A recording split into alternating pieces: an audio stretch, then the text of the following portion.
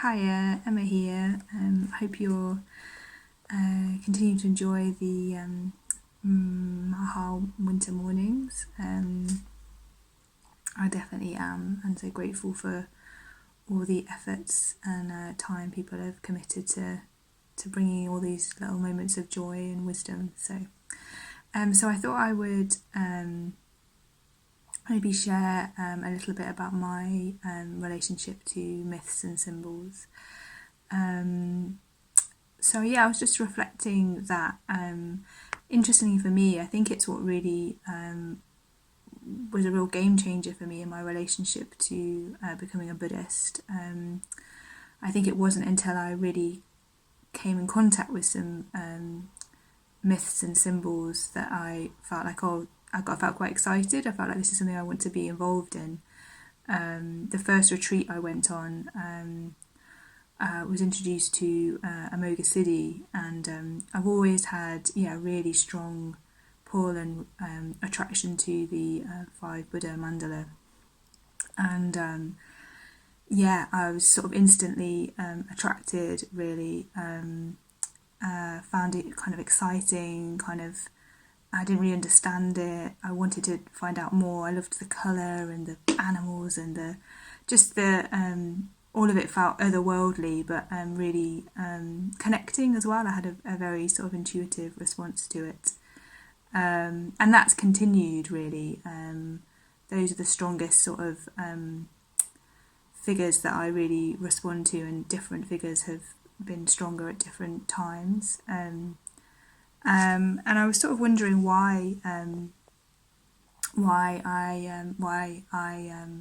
get so much out of them, and I think partly it's just because I think little Emma, just really like my inner little Emma, really enjoys the excitement and the magic and the kind of colours and sounds. I think there's a genuine just sort of pleasure in that. But I think also on a deeper level, I think I work with a lot of fear, a lot of irrational fear. Well, all fear is irrational, really. No, not all fear.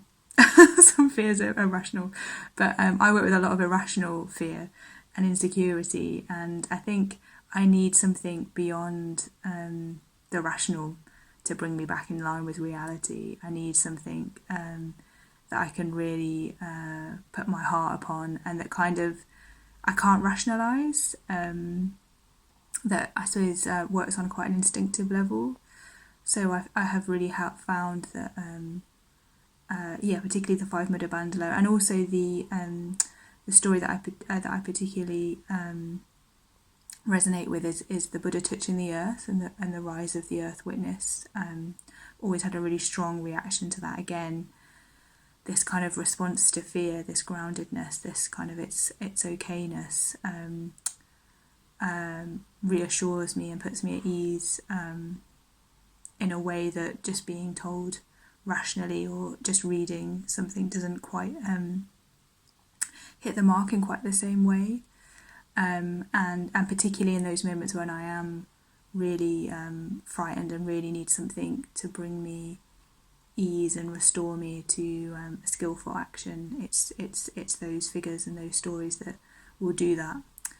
And I suppose I was thinking finally, so my practice really is about really continuing to nourish that relationship, that faith, that interest, that fascination with those figures and stories that bring me that faith and ease. And I was thinking about a lot of the ways that I do that are